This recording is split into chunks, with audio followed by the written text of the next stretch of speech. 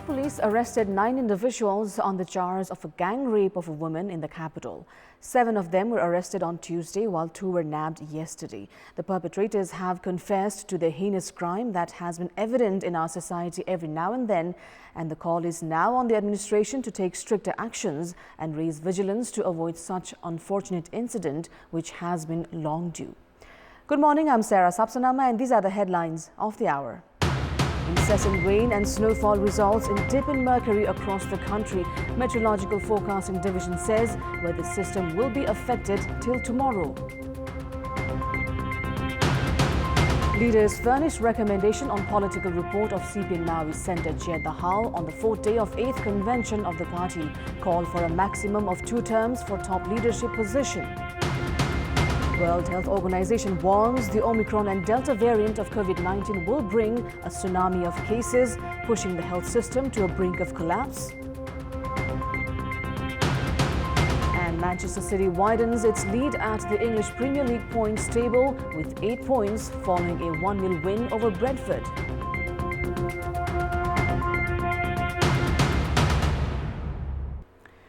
Police have arrested 9 individuals on the charge of a gang rape in Kathmandu, and the perpetrators have confessed to their crime. According to police investigation, 9 individuals had gang raped a 34-year-old woman who had reached Kathmandu from western Nepal in search of job opportunities. The heinous crime had taken place on Monday at a hotel in New Bus Park.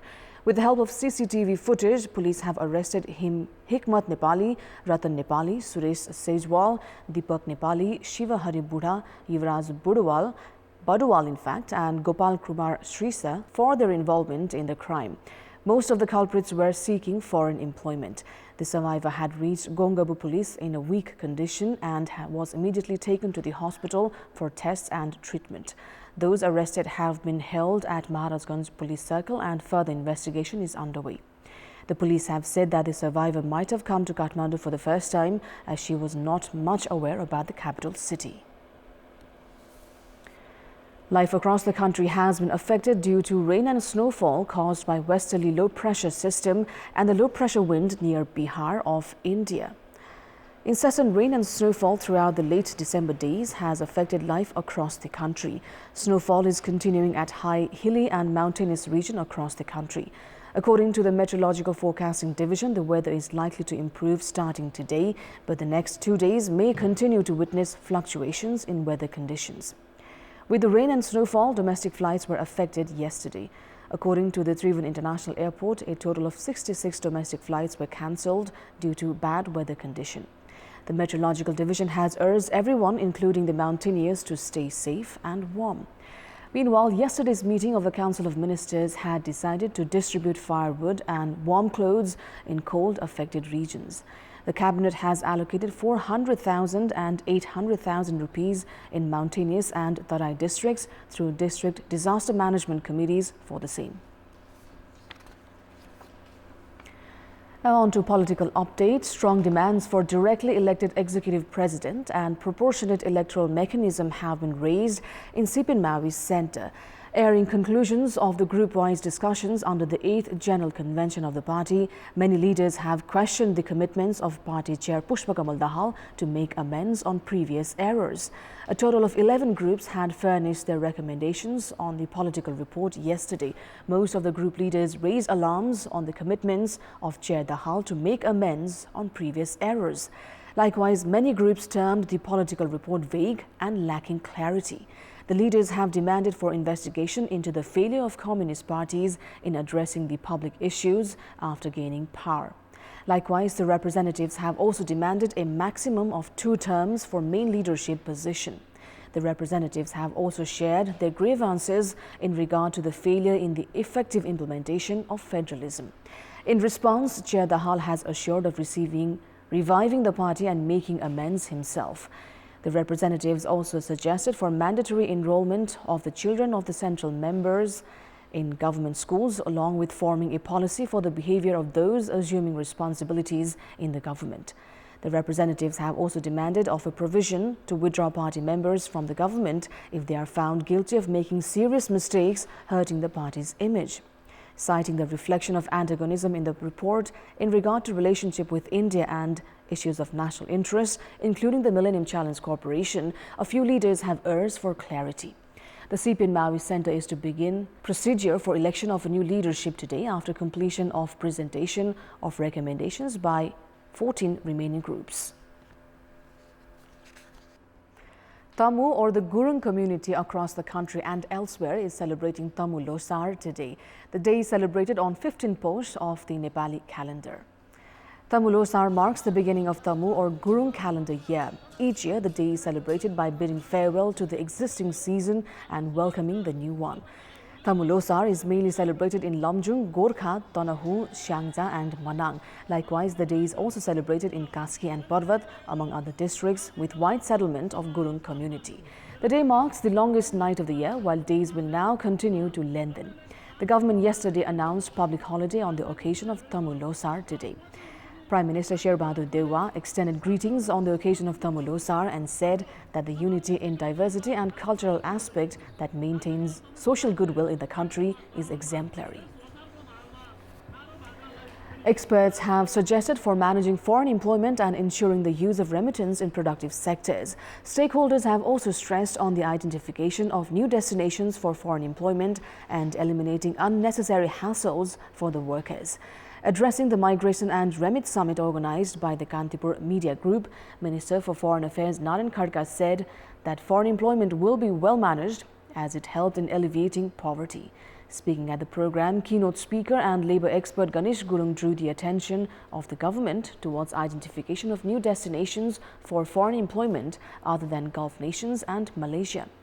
Other speakers, Meena Potal and former Ambassador Udayraj Pandey, said that human trafficking was increasing due to lapses in ensuring monitoring. Likewise, former President of Nepal Association of Foreign Employment Agencies, Rohan Gurung, shared grievances of increase in cost for migrant workers because of rampant corruption at government offices. Likewise, Governor Mahaprasad Adhikari accepted the failure in using remittance in productive sectors, while business person Chandra Dhakal suggested for channeling remittance in productive sectors by forming investment policies. Also speaking at the Labour Migration and Economic Debate, Parliamentarian Dila Sangrola said that women had to be allowed for foreign employment through sound agreements and destination with the destination countries. Meanwhile, Aruna Magar Lama shared grievances on behalf of returning migrant workers in relation to the lack of conducive environment or employment opportunities in the country. Most of the speakers were of the view that foreign employment had to be well managed and remittance had to be used to support the national economy. In our Public Voice segment, we've asked locals in several provinces what precautions have they taken against the increasingly cold weather. Let's take a look at what they had to say.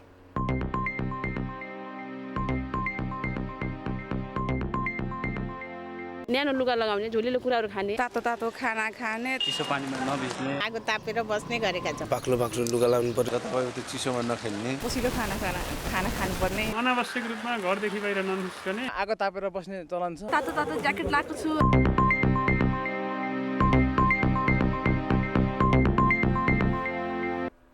Time now for our segment Public Pulse, where you text us with your opinion.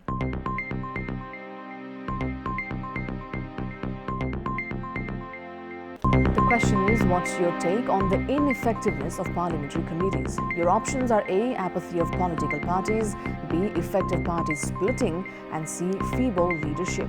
The voting is on. Type NEWS, select your option A, B or C and send it to 34001 to share your opinion with us. Time now for the sports update.